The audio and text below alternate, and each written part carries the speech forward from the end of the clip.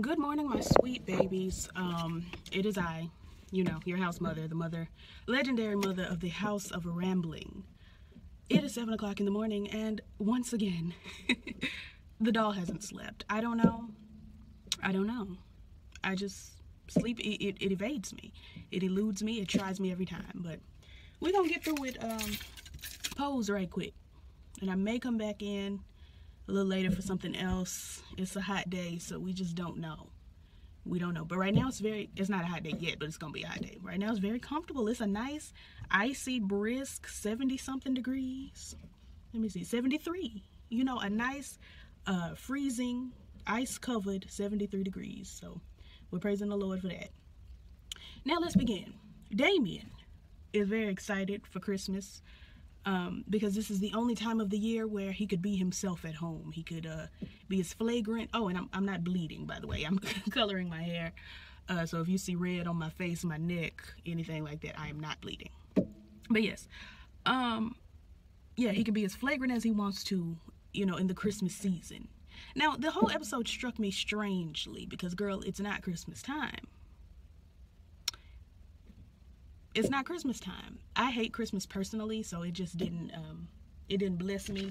Let me get this here, because if I put my hand on this, it's gonna turn my hand red.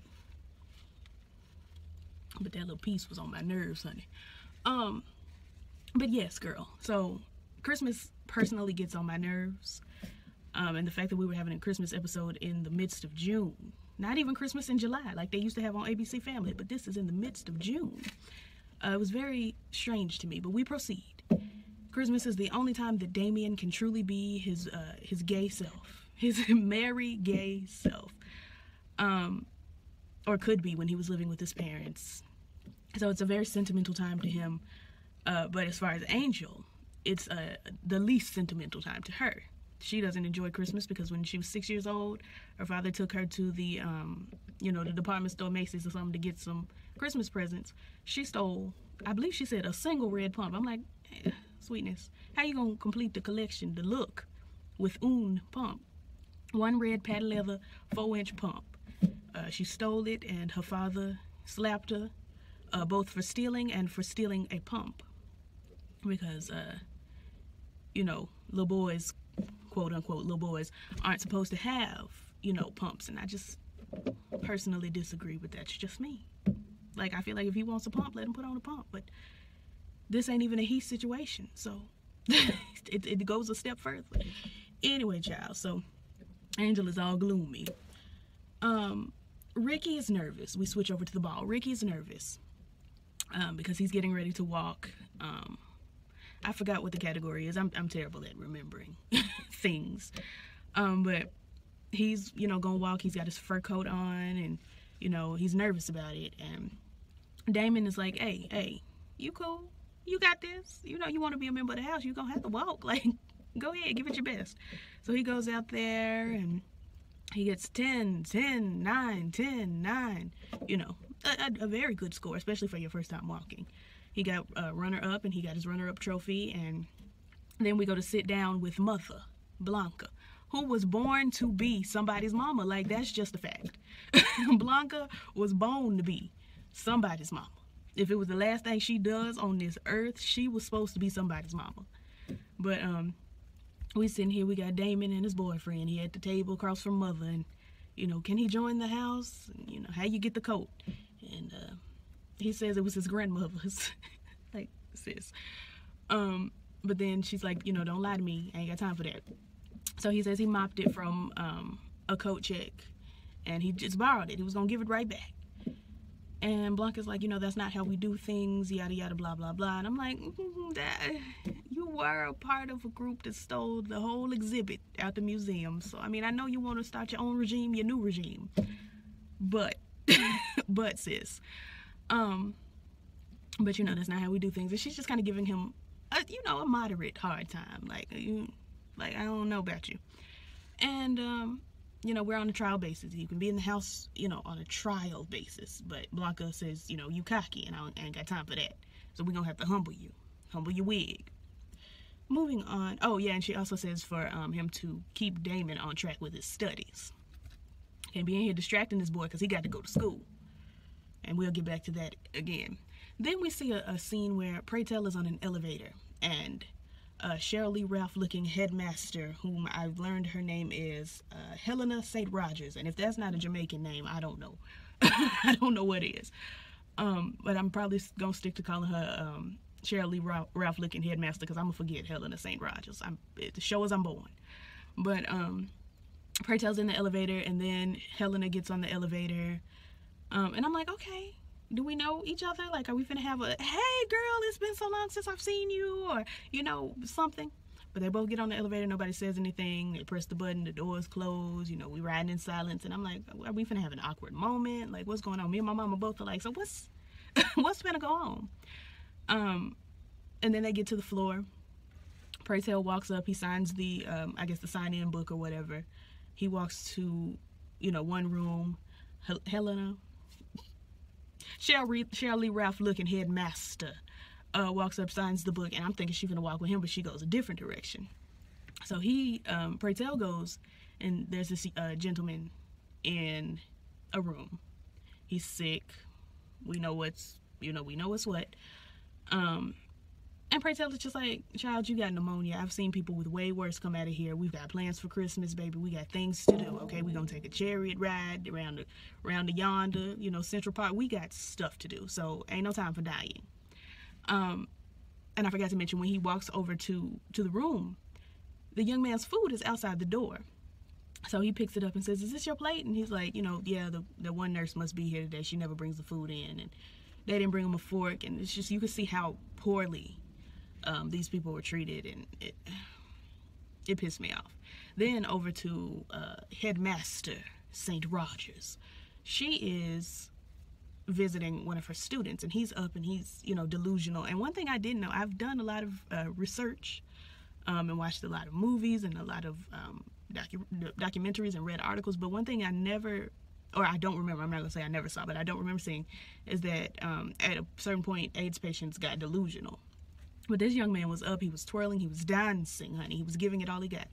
And Helena was like, hey, what are you doing at the bed? You know, you gonna hurt yourself. You straining yourself. You need to lay down. You know, his gown was soiled. The other young man that Pray Tell went to visit, his gown was soiled. Like, they just not taking care of these folks. Anyway, back over to Sister St. Rogers. He has a moment, I guess she tried to, like, usher him back to bed. He has a moment, he hollers, he pulls out his IV, and, you know, they kind of zoom in on the blood, and you just see him kind of have a freak out moment, and then you hear her calling for a nurse, and then it swoops back over to Pray Tell calling for a nurse as well, for his friend. And it's just like, dang, every bit of this feels terrible. Like, the mistreatment, and I can't. I just can't. I don't like to see people be mistreated. I hate it. And let me just go and get this out of the way. I guess it went to commercial or something. There was a break, but they came back, and her student, Miss St. Rogers' student, is, you know, coming to, and he's like, what was I doing out of the bed, and what are you doing here? And she tells him, you know, you were dancing. And this young man was gaunt. He was like, his face was sunken in. He did not look good. And I hope, as an actor, you know, maybe they put some CGI, like little green screen patches on his face to make him sink in like that. He did not look healthy, and I hope he's not really that thin, because we got to get that boy some meat, some chicken, fish, any other, beef, turkey, all the meats. We have the meats, Arby's, because that baby it hurt me to see. But you know, she talks to him for a while, kisses him on the forehead, and holds his hand, and that really made me feel good, because my mom was alive during, you know, the entirety of the AIDS epidemic. And she's told me plenty of times about how people just didn't want to touch AIDS patients, didn't want to hug them, didn't want to, you know, be in the vicinity with them, because for a long time, you know, the mass of mass America, I guess, I was going to say mass media, but people, not just the media, but people as a whole, did not know how it was transmitted. And even I remember being probably 6 or 7 years old, and there was an episode of Girlfriends where Joan's friend had contracted HIV some kind of way, and she was in the kitchen chopping up some vegetables or whatever, we finna have dinner. She cut her finger, and, you know, everybody took a grand step back, and everybody was shook, and, you know, when she left, Joan threw away the cutting board and the knife, and it was just this whole big discussion. And I remember that clear as day from when I was little, and I was like, that doesn't seem fair. Like, it just didn't. Like, as a kid, I'm like, why y'all treating her like that just because she's sick? Like, it hurt my feelings. And to see how they're portraying the AIDS situation over here on Pose, where Pray Tell and Helena St. Rogers are both touching the people, hugging them, holding them, you know, letting them know you are not by yourself, really made me feel good. It really made me feel good, and it is just another reason why I'm really loving Pose. Like, I thought initially I was not gonna like it, but here we are, and I do. Swooping over, Blanca and Pray Tell have a heart-to-heart. He doesn't really want to talk to her about the AIDS thing, and it looked like it was a combination of, girl, you got HIV, so I really don't want to tell you what you in for or could be in for, because I'm pleading the blood over Blanca. We're not gonna have Blanca out here just gaunt and dying. I refuse. Ryan Murphy, refuse. Okay, excuse me. Like, these 2 burps in a row, like, I didn't have to burp twice like that. Excuse me. It's too early in the morning, honey. My digestive system is confused. She like, what you doing up? Am I supposed to be hungry? What's happening? We had cinnamon rolls about, 12 hours ago. What's the problem? Anyway, but Blanca and Pray Tell have this heart-to-heart, and it's, Blanca's like, you can talk to me about this. Like, we're not going to let it stop us. And then he kind of breaks up about how he has lost so many friends and so many boyfriends in the past, couple of years to the virus. And, it's just, ugh. I can't go on. Swooping over to my daughter, whom I'm very concerned about. I'm very worried. And if they kill her off, the doll will be upset. I'm trying not to touch it with my hands. You see, I already got red all up the side of my head. Anyway, yeah, if they kill off Angel, I'm going to be pressed. Steam pressed. Pressed like juice. Like pressed. Pressed like Greg Lee's linen pants when he's on his way to the function. Which, everybody pray for Greg. He got the cancer. Pray for him. But back to this. So we see Angel and Stan. And sadly has gotten Angel this abode, honey. I thought he was going to get her just a little piece of apartment, honey. He done got her an abode. Like, I was sitting there like, I would love. Let me go find me a rich white man to talk to. And eventually put it on. But, she ain't put it on. She hadn't put it on him by the time he got her that abode. She walks in, honey, all new appliances, furniture, TV on the way, VCR on the way. And, this is 87. VCRs when, that was new. This was new technology. I was shook. I was shook on her behalf. And she was shook, too. She was just living. And she made a request of him. And she said, Stan. Well, I feel like she turned into Dorothy Sportnack. Hey, it's me, Stan. Anyway, she said, I just need to see you on Christmas. That's all I need. I know you got your wife and your kids and carrying on. But if you could just sneak out for an hour and come see me on Christmas Day, I would just greatly appreciate it. That's all I want. And he agrees to it. And she told him that she feels safe. She's the, this is, she feels very, like it was the only place she felt safe. And I'm like, you don't feel safe over there with your mama? Blanca ain't gonna let nothing happen to her churn. Nothing. Blanca would literally kill and die for the children. Oh, he's got his suit on. Hey, man, I hope he ain't going to a funeral. Because this man is retired, so he ain't going to work. And he always be sitting under the garage in his drawers. Well, not his drawers, but shorts. But he got on a suit this morning. Hopefully it's not a fume. The girl's always dying. But anyway, she says it's the only place she feels safe or something like that. And I'm like, I need you to check back in with your mama. And then in the background, you hear, Let's Wait a While, which, fun fact, is the first record I ever purchased. It was one of the little 45s. I bought it and played it to death. It was already kind of on its way out. But I bought it and played it to death. And I don't know where it is. My mom will probably know. Anyway, so Let's Wait a While is playing in the background, but they're not waiting a while. Because Angel and Stan, hey, it's me, Stan, Golden Girls, have sexual relations. And I'm just like, that defeats the purpose of everything Janet is saying to y'all in the background. She's back there telling y'all, let's wait a while. Like, And here I go rushing. I feel greasy. Like, I feel like I'm extra shiny, extra red. Let's wait a while. So then we swoop over to Helena St. Rojas, also known as Shirley Ralph looking headmaster. She's in dance, and she's giving the kids 5, 6, 7, 8. Somebody come by and say, hey, you got a phone call. Mama gets over to the phone, and her student has passed on. And obviously she shook. So she comes back to class shook. And Damon is late because Damon was trying to help the children, get their choreography together for the ball, for the snowball that they're getting ready to have, the biggest ball, of the year and all of that. So he was running a little late. He swings in 30 minutes late, and he tries to catch it, but he don't catch it immediately. And headmaster's having a bad day, and she stops and she, calls him out. Hey, you should have been here 30 minutes ago when the children were warming up, yada yada. And he's like, okay, I'm he that's the thing. He never said I'm sorry. He was just like, well, I had to help the kids with the ball, and now she, is judging the ball, and everything she says he combats and they combat. And I'm like, all he had to do was say, I'm sorry, I'm late. I'll do my best to make sure it doesn't happen again.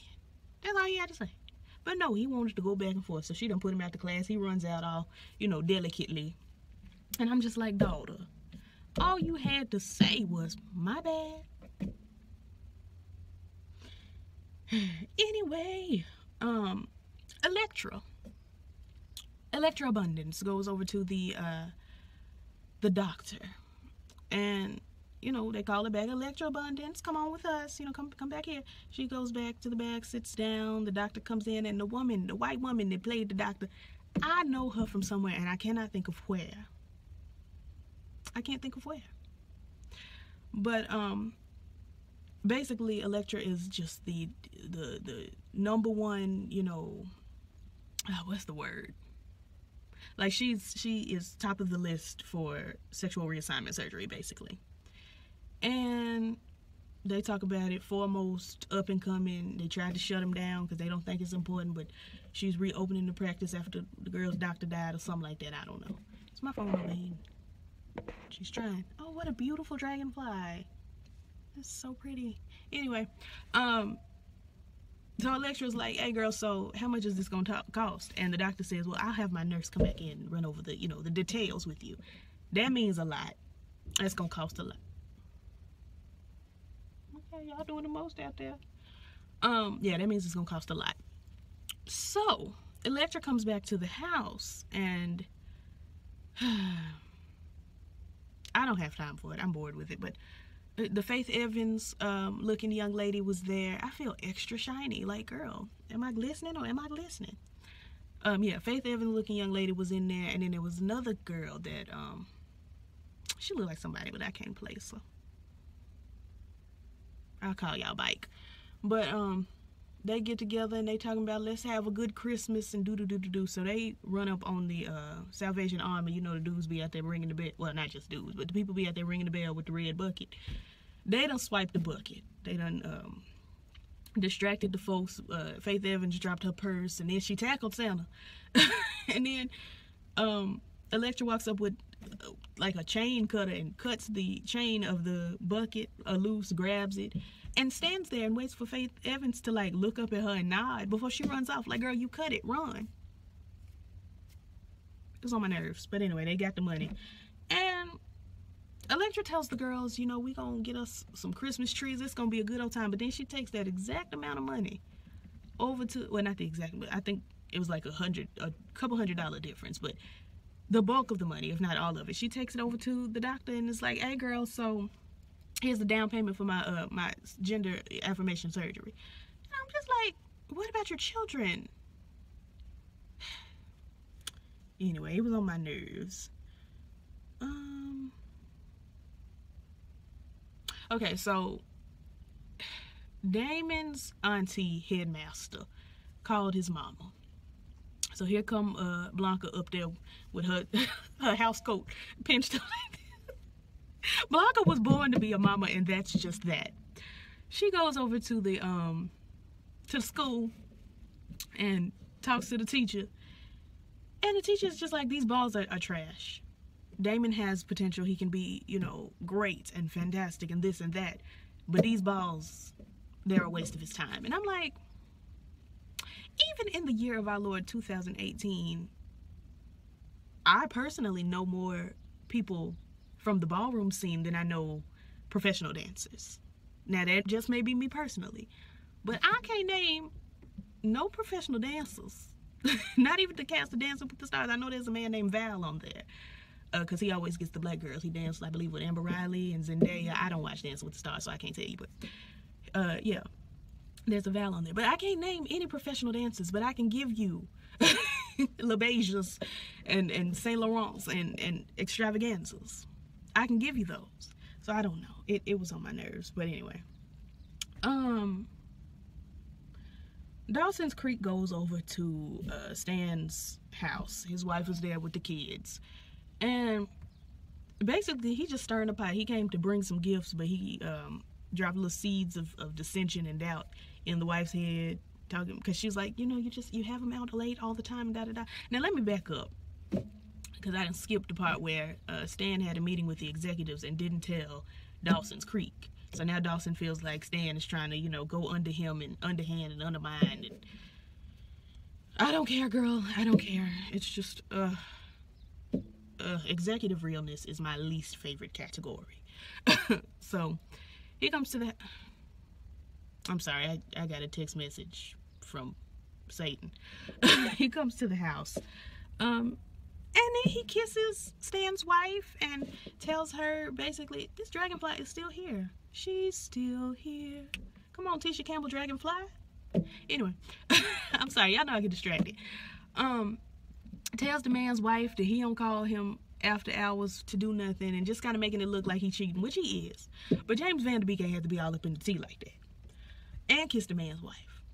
Anyway, back over at the ball, we're having face. The category is face. And face is my favorite category, honey. The children don't have to do nothing. They just walk out there and just be like, I can't do too much twirling because my hair, I don't want to get red everywhere. But, you know, they just be like, and then the girls, you know, they touch the skin. I can't give you my full routine because I'm sitting down, but there's some twirls that I do when I'm walking face in the comforts of my own home. Because I walk the balls at home because we don't have no balls around here. So rude and disrespectful. Anyway, but Angel wins face, and like, girl, we knew that. We knew Angel was gonna win face, girl. She's fine. Ricky and Damon do it. I didn't need that. I didn't need it in my life. Like, no disrespect. But I just didn't need that, personally. I'm sure some of y'all got y'all's lives out there. I'm sure you did. I personally did. And that's just that on that. Stan goes to Macy's, honey, I don't know, with his daughter, gets some gifts for his wife, and then he asks about, you know, a gift for a brown girl, basically, because the guy who's selling the jewelry is like, well, what complexion are you shopping for? You know, what color is she and what she look like? Because certain jewelry, you know, only looks good on certain people, and you want to do this and you want to do that. And he's like, all right, she redhead, pasty, you know, white looking. And he's like, oh, you want to go with this and that and this and that. And then Stan sends his daughter off to go play. And I'm like, I don't know that life. My mama ain't never had me out with her shopping and said, go on over there and play. I be on. She ain't never said, my daddy ain't said that either. Like, just go on across yonder. It'll be fine. Not at that age. Anyway, then he starts asking when the baby walks off about a Puerto Rican. And, you know, buys two presents, basically. And the baby walks back up, and I'm like, your daddy told you to go play, you disobedient. I wanted to whoop her because you done blew up the spot. You're disobedient. So on Christmas morning, honey, okay, so the mother-in-law was here, Stan's mother-in-law, the wife's mama. She's messy, boots, and on my nerves. And, ooh, it's getting hot, Lord. What's the temperature now? It was 73. It's only 75. It looked like it done went up like 10 degrees at best, honey. I'm starting to glisten. And not because I'm greasy, because I'm sweating. But, the mother-in-law was being messy, and the daughter told her mama, the daughter being the youngest, Stan and his wife's daughter, told her mama, the daughter's mom, Stan's wife, the baby told Stan's wife that daddy got 2 gifts or whatever, and so now she over there stirring the pancake batter all angrily, and I'm like, girl, it's mixed. Just put it on the skillet at this point. But whatever, child. He walks over and it's like, come on over here, you know, forgot your gift or whatever. We left, you know, one more gift. And what I didn't understand is she was mad, talking about, you know, your daughter told me you got 2 gifts, and James Vanderbeek told me that he don't call you out to do you cheating, basically, is what she deduced from that. And I'm like, but he walked over to you and said that, you know, you forgot a gift. He walked over to you and said you forgot a gift, and you didn't open the gift. You just said, well, your daughter said you got 2 presents. Well, girl, open this other present. Like, yes, he is. Wait a minute, sis. Girl, why is this truck driver driving so crazy like this? He almost hit my brother's car. And then I would have had to call the police. Like, I'm just not in the mood. He's driving absolutely ridiculous. And if he hit my truck, there will be hell to pay. Don't play me. Get on by here. And we looking at each other in the eye. How you doing? Absolutely insane. Anyway, yeah, he cheating, but she was jumping to conclusions about this present when he gave her the present. So they're just on my nerves, honey. Just on my nerves. Anyway, Angel, she over there, she waiting for him to come on by, and she realizes he ain't coming, and then she starts crying, and she goes over to Blanca's. And you know, she in the kitchen smoking a cigarette, and Blanca smoking the turkey, child. And oh, I forgot to tell y'all that before this, Blanca disinvited Damon to the ball because of his studies. So no balls for a month, meaning he couldn't go to this ball. He's on my nerves. Meaning he couldn't go to the snowball, and he was very upset, and he told her he hated her, and she said, hate me from your room. And she was born to be a muffler. Like, it's just facts. But anyway, back to this. She in there with the turkey, and not only did they burn the turkey was engulfed in flames. It was a fire. The turkey was a fire. And they threw the turkey out the window, down several stories. And that was just that, and they had to go out to eat. But me and my mama both was sitting there like, how did turkey catch a fire? A fire! I've never seen an inflamed turkey. I've seen a burnt turkey. I've seen an undercooked turkey. I've seen a just right turkey. I've never seen a turkey on fire straight out the oven. Never. Whatever though. So they at the table, honey. They giving gifts. Poppy got a jacket. Damon, I think he got a jacket too. Then they give Angel a gift, and Angel's like, girl, don't nobody have time. I told y'all I didn't want this gift. And Angel pulled a me, but not quite a me, because when I open gifts, I open them very delicately. I don't tear up the paper. I peel it, unfold it, unravel it, real neat, real cute, because I ain't got time to be picking up scraps of paper. Angel took it a step further and got the fork and used the fork to peel. I'm like, girl, you got fingernails, just right. Anyway, and she's still looking all depressed and stuff, and I'm like, girl, it's a square box, you know it's shoes. And then she opened, unwrapped it. Girl, it's a shoe box. You know it's the red patent leather shoes. And then she finally opened it, and she was just, taken aback. Like, oh my God, I can't believe it's the shoes that I told y'all that I had wanted all my life. These red patent leather shoes. What is this drink? She's still here. Oh, I'm still here. Oh, she gone. Okay. She just flew off in the middle and back. She loves this little antenna. Anyway, like, girl, you knew it was the shoes. Like, you doing too much. Anyway,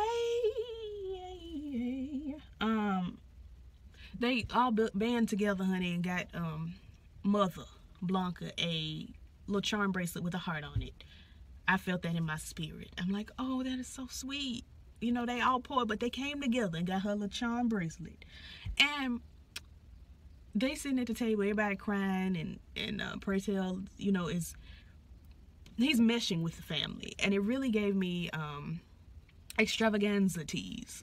It gave me Angie and what is the father? I gotta Google it. Angie extravaganza. What was the father's name, Jesus? Why they here? Why is my nose starting to run? What kind of foolishness is this? Oh.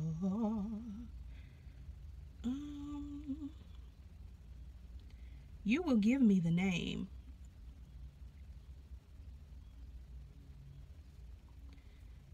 Why won't it give me the name? I feel real stupid because I can't remember right now.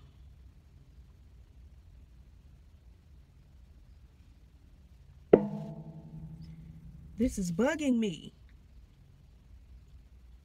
Somebody put it down in the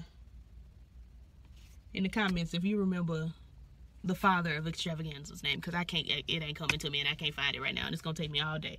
But just the whole little scene gave me a real, and you know, Blanca had given me, had always, like from episode 1, I've gotten an Angie extravaganza vibe from her. But this scene in particular really did give me like, dang, this is based on the House of Extravaganza, like obviously extravaganza.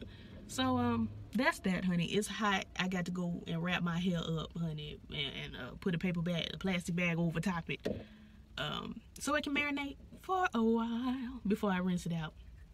Actually, you know what? I'm finna just hop in the shower right quick and rinse it out. I ain't got time to be marinating all day, girl. I got things to do. So I'm gonna do that. And I'll see y'all later, eventually, after a while. Like, comment, subscribe, and share, and all the things the YouTubers say. And I will catch y'all when I catch you. Peace.